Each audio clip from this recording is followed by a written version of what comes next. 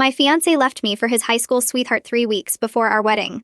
Now he's pounding on my door because she's pregnant and the dates don't add up. The pounding started at 12:14 in the morning. I know the exact time because I was sitting on my bedroom floor watching Ryan's name light up my phone. He'd called 9 times in 11 minutes. I declined every call. Then he started banging on my door. "Natalie, please, I know you're awake. I didn't move." The apartment was dark except for the stove light. I'd locked the deadbolt and slid the chain into place, but Ryan still had my old key. The one I'd asked him to return twice. I kept imagining it in his pocket, 6 feet away from me on the other side of the wall. My phone buzzed again. "Lauren is pregnant. The dates don't make sense. I think she was already pregnant when she contacted me." I read it twice. 13 days ago, Ryan packed 2 suitcases and left me for Lauren Whitmore, his high school sweetheart. The girl he dated from sophomore year through his first year of college. He called her the unfinished part of his life. He said he couldn't marry me while wondering if she was the person he was always meant to choose. Now he was outside telling me the baby might not be his. "I have proof," he said through the door. "Please just let me show you. You don't understand what she did." I finally stood up, but I didn't go near the lock. "Leave, Ryan. You have to hear me out." "No, I don't." His voice cracked. "I made a mistake." I looked at the chain across the door and thought about the key in his pocket. Then I called his sister. Hannah answered on the second ring. She sounded asleep until I said Ryan was outside. Then her voice changed completely. "Do not open that door," she said. "I'm coming. Keep me on the phone." Ryan hit the door again. "Natalie, she's been lying to me since the beginning." I sat on the hallway floor with Hannah's voice in my ear and waited for headlights to appear through the window. I didn't know who else Lauren had lied to. I didn't know how long she'd been pregnant. I didn't know what Ryan thought his proof was. I only knew none of it made him my fiancé again. 6 weeks earlier, I would have told anyone Ryan Keller was the safest person I'd ever loved. We met at a 4th of July cookout when I was 26 and he was 28. I spilled lemonade down my white shirt within 10 minutes of arriving. Ryan gave me the blue button-down he'd been wearing over his t-shirt and spent the rest of the afternoon getting sunburned because I was too embarrassed to give it back. We started dating 2 weeks later. Our relationship wasn't dramatic. That's what I liked about it. Ryan remembered when my car needed an oil change. He'd put gas in it if he noticed the tank was low. He called when he said he would. When we argued, he usually came back after 20 minutes with 2 glasses of water because he said we didn't communicate well while dehydrated. We moved into a 2-bedroom apartment after our first year together. He proposed 18 months later at the botanical garden where we'd had our 3rd date. No photographer hiding behind a tree. No crowd waiting to clap. He got down on one knee beside a bench, forgot half his speech, and started laughing because his hands were shaking. I said yes before he finished asking. 2 years before our engagement ended, Ryan showed me what he was capable of when loving me was hard. I went to the emergency room thinking I had food poisoning. By the time a doctor saw me, my appendix had ruptured. Surgery went well, but an infection sent me back 4 days later. I spent 9 nights in the hospital and nearly 2 months recovering at home. Ryan stayed through all of it. He slept in a vinyl recliner beside my bed even though it left a red line across his cheek every morning. He learned which nurse would bring extra ice without being asked. When I was too weak to stand in the shower, he washed my hair over the bathroom sink and pretended not to notice when I cried. On the second day, he bought a cheap black and white notebook from the hospital pharmacy. He wrote every medication, temperature, meal, appointment, and question for the surgeon in it. On the cover, he wrote, "Natalie's recovery. Do not believe her when she says she's fine." At home, he set alarms through the night for my antibiotics. He helped me walk the hallway until I could do it without holding the wall. He paid the rent when my medical leave ran longer than expected and never mentioned the money until I got back to work and asked what I owed him. "Nothing," he said. This is what building a life with someone looks like. I believed him. His family believed him too. His younger sister Hannah brought groceries every Sunday. His grandmother Evelyn sat with me on afternoons Ryan had to work. Evelyn and I got close during those weeks. She taught me gin rummy and accused me of letting her win even when she was destroying me. The notebook went into the back of our kitchen junk drawer. I'd see it sometimes when I looked for batteries or tape. Every time I did, I felt lucky. That was the Ryan I was planning to marry.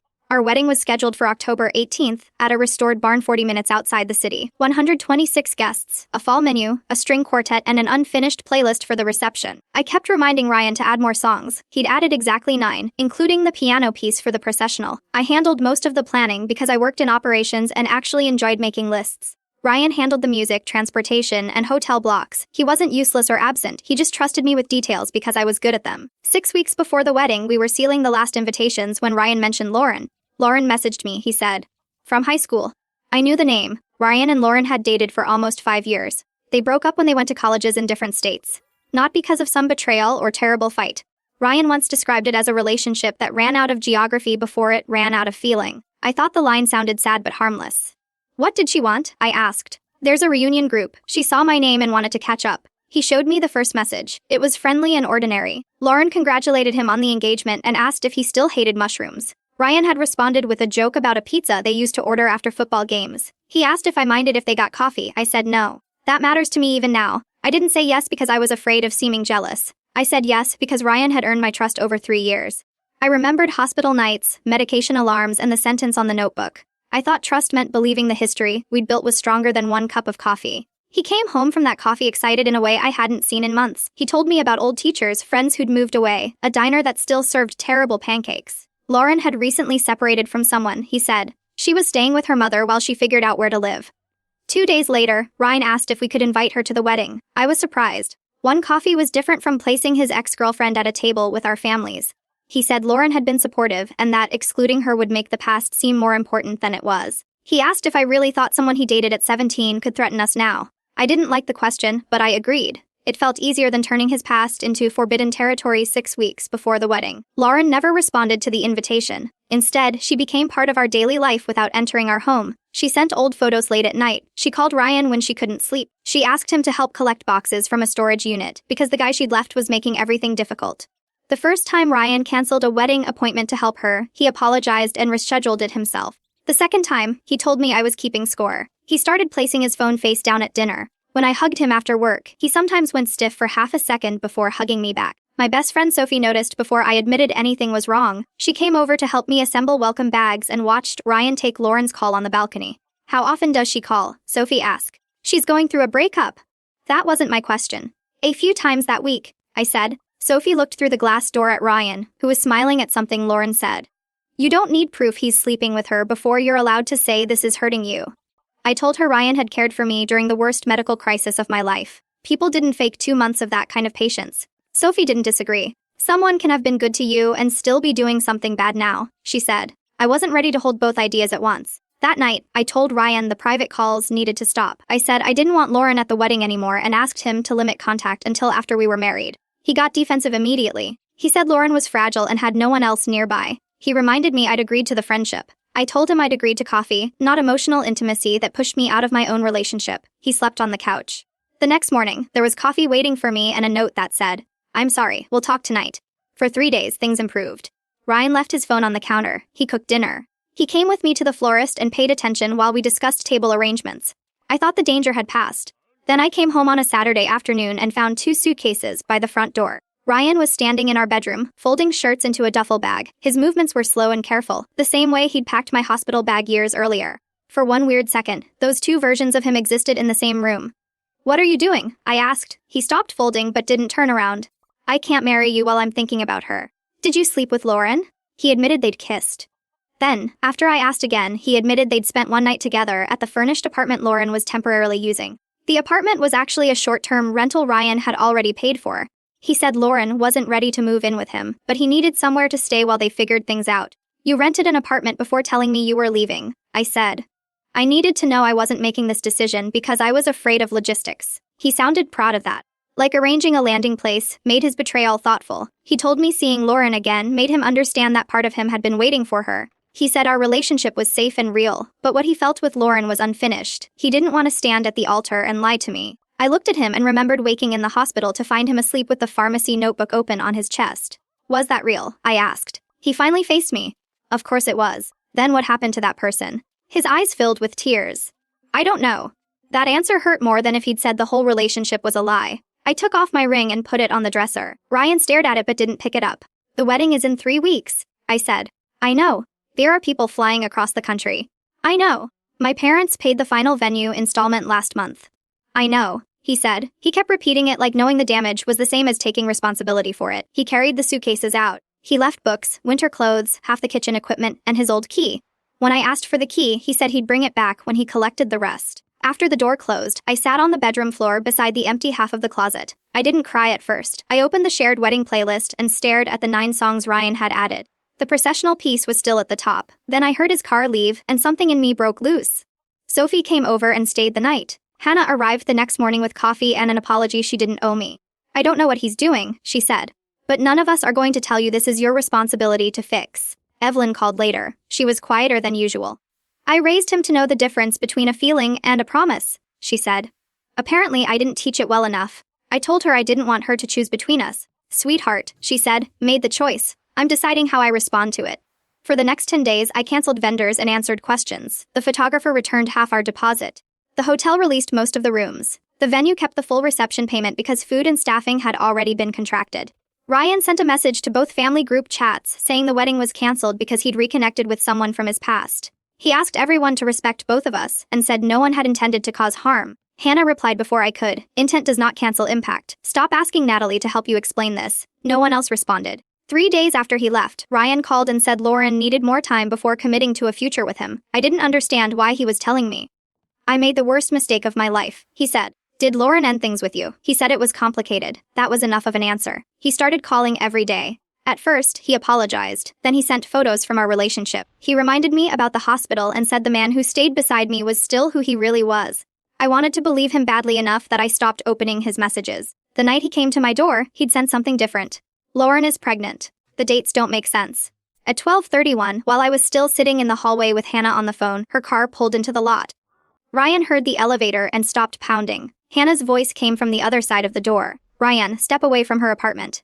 He tried to tell Hannah about the pregnancy. She cut him off. You left Natalie. Whatever's happening with Lauren is not an emergency Natalie has to solve. I heard Ryan start crying. He said he had nowhere to go. Hannah told him he could sleep on her couch if he handed her his car keys and left immediately. He argued for another minute, then the hallway went quiet. I waited until Hannah texted that they were gone before opening the door.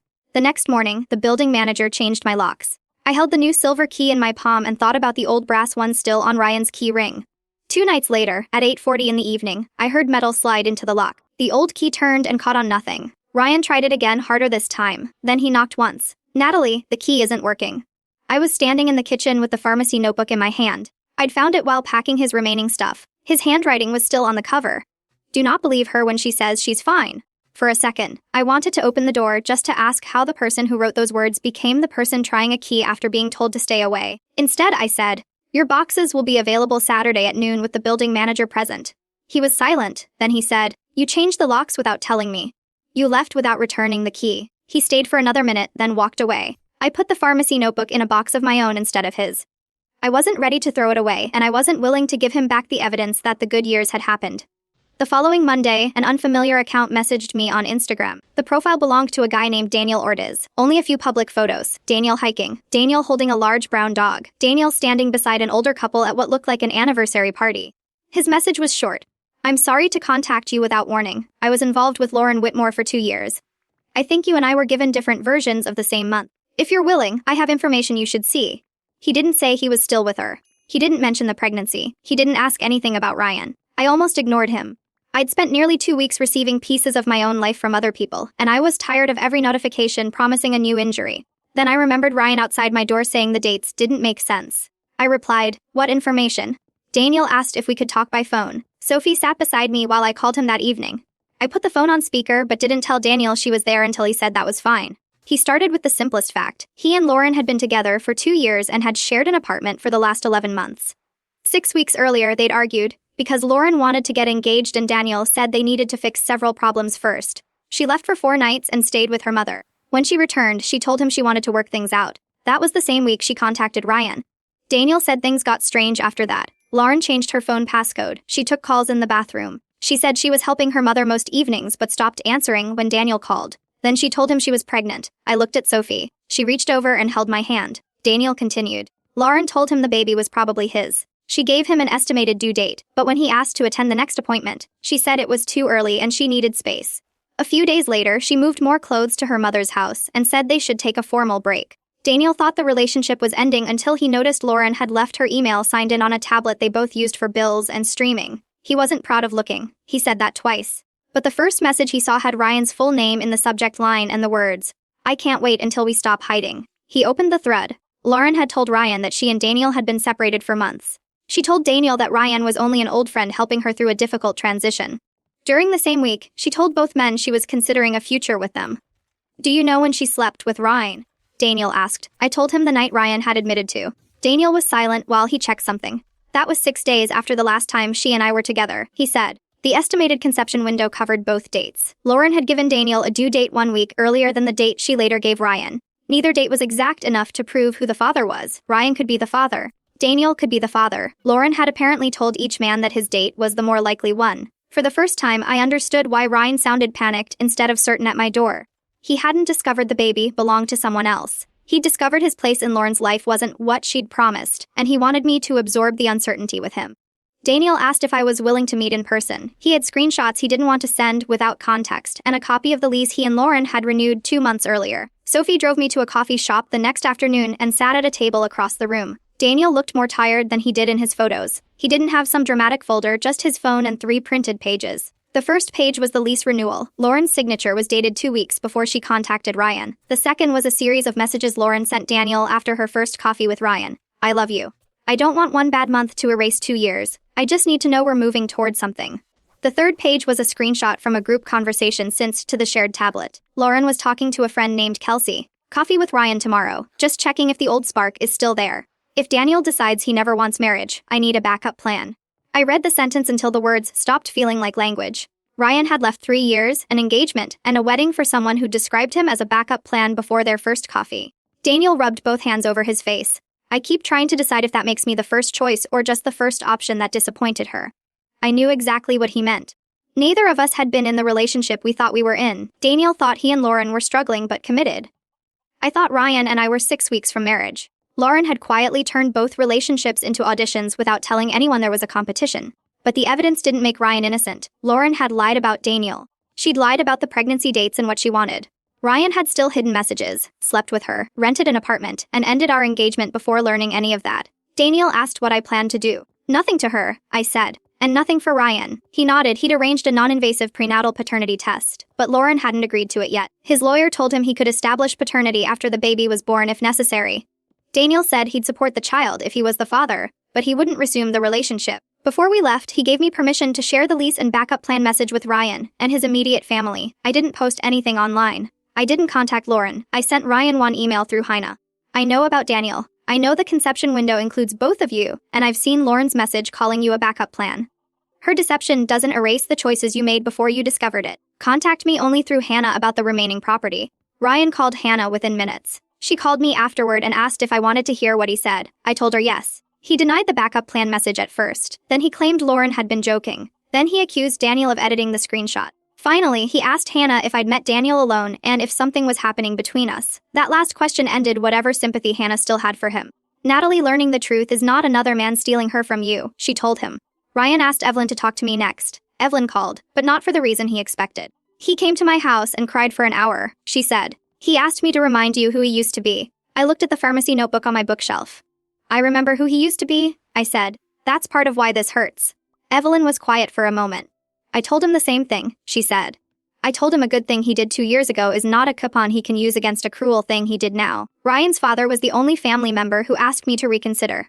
He called once and said Ryan was falling apart. He thought counseling could help us determine if the relationship was truly over. I told him Ryan had already determined that when he moved out. Lauren's dishonesty didn't reopen the decision for me. He said he understood, even though his tone made it clear he didn't. He never called again. I agreed to see Ryan once more, but only at Evelyn's house with Hannah and Evelyn present. I didn't owe him a meeting. I wanted to end the argument in a room where he couldn't claim I'd refused to hear the truth. Ryan arrived early. He looked thinner than he had 2 weeks earlier. When I walked into Evelyn's living room, he stood so fast that his knee hit the coffee table. I'm sorry, he said before I sat down. Not just because Lauren lied. I'm sorry for what I did. For the first few minutes, he sounded like he understood. He admitted he'd enjoyed being wanted by someone connected to the person he'd been at 17. He admitted he made every concern I raised sound unreasonable because acknowledging it would have required him to stop. He admitted that leaving before the wedding didn't make him honest. It only made the timing of his betrayal more convenient for him. I listened. Then he said, but now we know the entire thing was built on a lie. We don't have to let Lauren take our future too. The apology collapsed in one sentence. Lauren didn't take our future, I said. You gave it up before you knew she was lying. He leaned forward. I was manipulated. Yes, and you betrayed me. Both can be true. He looked toward Evelyn like she might help. She didn't. Ryan reminded me of the hospital. He talked about the nights in the recliner and the medication alarms. His voice broke when he said he'd meant every one of those things. I believe you, I said. He stopped. I think you loved me then. I think you loved me when you proposed. I think some part of you probably loved me while you were packing. But love that disappears the moment an easier version of your life becomes available is not a marriage I can trust. He started crying. I cried too. That surprised everyone, including me. I wasn't crying because I wanted him back. I was crying because admitting the good years were real meant I couldn't dismiss my grief as embarrassment over choosing the wrong person. I'd chosen someone who once showed up for me. Then, when it mattered in a different way, he stopped. Ryan reached toward me. Hannah quietly moved her chair between us. I stood. "This is the last personal conversation we're gonna have," I said. "If you need help with what happened, call a therapist. If you need to discuss property, call Hannah. You can't come to my home or my job." He nodded, but his face said he still believed time would change my answer. For 9 days, he stayed away. Then he showed up at my office. I worked as an operations manager for a regional insurance company. Visitors had to sign in downstairs, but Ryan told the security guard he was my fiancé and had brought lunch as a surprise.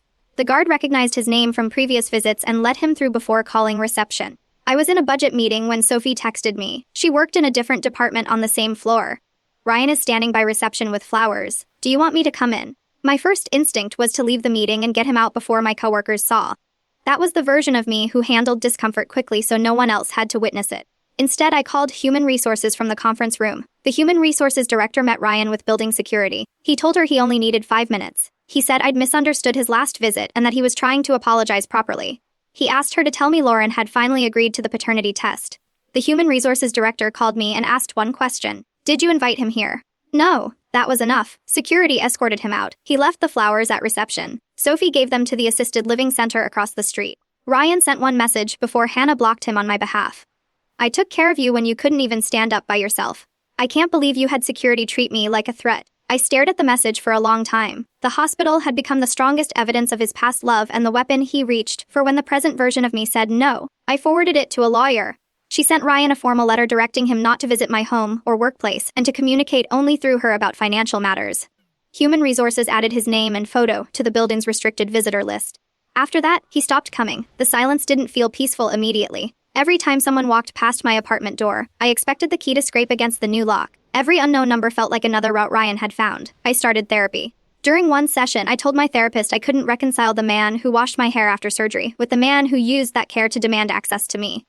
"You don't have to decide one of them was fake," she said. "People are capable of love and harm. The harm still counts." That was harder to accept than deciding Ryan had always been terrible. It was also more honest. 2 weeks before the original wedding date, the venue manager called. Most of the reception package was non-refundable, but the venue worked with a transitional housing organization that needed a location for its fall community dinner.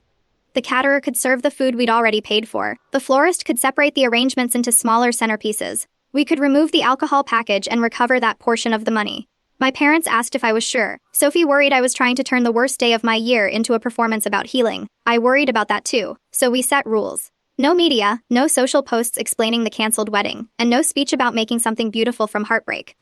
Most of the guests would never know why the room was available. It would just be a dinner in a space that would otherwise sit empty.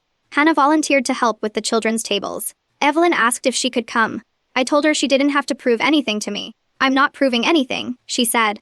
"I'm attending something important to someone I love." On October 18th, I woke before my alarm. For nearly a year, I'd imagined that morning in detail. Sophie was supposed to sleep in my hotel room. My mother was supposed to bring coffee. Hannah was supposed to make sure Ryan ate breakfast because he forgot to eat when he was nervous. Instead, I woke alone in my apartment beside 3 boxes of Ryan's remaining stuff and a wedding dress hanging in the back of my closet. I made coffee and opened the shared playlist by accident. Ryan's 9 songs were still there. I almost deleted the whole thing, but I couldn't make myself do it. At the venue, the wedding signs had been removed. The tables held small jars of orange and white flowers.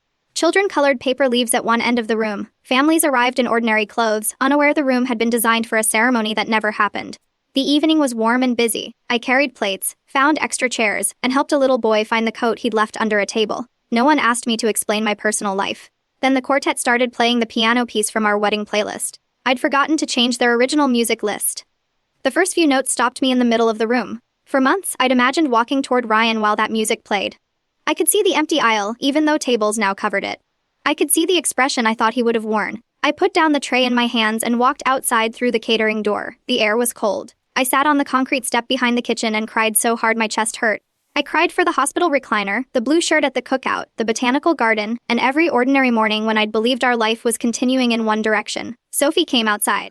She didn't tell me the dinner was meaningful, or that I'd avoided a terrible marriage. She sat beside me and pulled her coat around both our shoulders.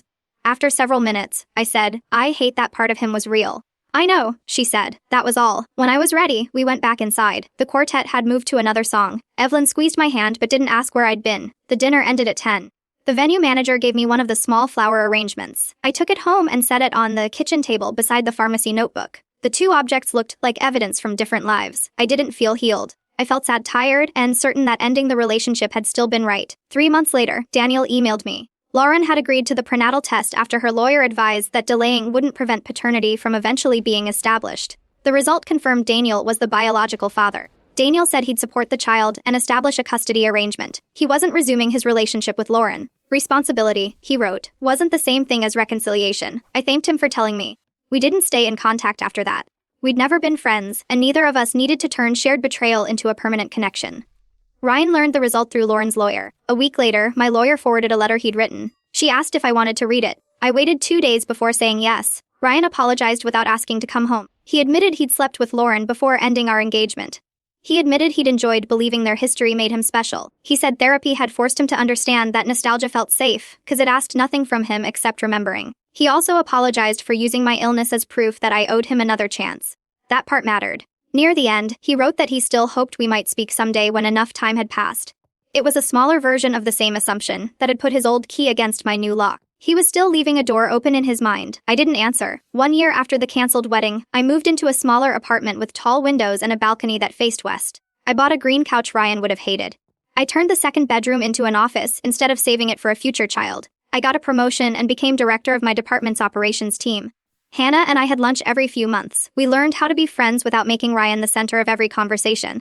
Evelyn and I still played cards twice a month. She never asked for updates because there were none to give. I donated the wedding dress. I deleted the shared playlist without listening to the songs again. The old brass key never came back, but it no longer mattered because it opened nothing I owned. The pharmacy notebook was harder. I found it while unpacking. For a while, I sat on the floor turning through pages filled with Ryan's handwriting. 8 in the morning, antibiotics. Call surgeon about fever. Natalie walked to mailbox. Natalie ate half a sandwich. Every page proved I hadn't imagined being loved. I put the notebook in a sealed box with a few photos and stored it on the top shelf of the closet. I didn't keep it because I wanted Ryan back. I kept it because I no longer needed to make the past false to protect my decision about the present. I started dating again eventually, but there was no perfect guy waiting at the end of the story. A few good dinners, one terrible movie, and a guy who argued when I said I didn't want him to come upstairs. I left before dessert and didn't spend 3 days wondering if my boundary had been unfair. For a long time, I thought the hardest part of losing Ryan was accepting that he'd chosen Lauren. It wasn't. The hardest part was accepting that the man who left and the man who stayed beside my hospital bed were the same person. One version didn't erase the other. Past love could be real and still fail to become a reliable future. Ryan chose me once. Then he chose the memory of Lauren. When that memory collapsed, he tried to choose me again like love was a door he could enter whenever the life outside became uncomfortable. The first choice in that entire story that stayed final was mine. At 12:14 that night, Ryan thought that if he knocked long enough, I'd eventually open the door, because I always had before. A year later, I understood that closing it didn't mean none of the love behind me had been real. It only meant the old key no longer decided who was allowed inside.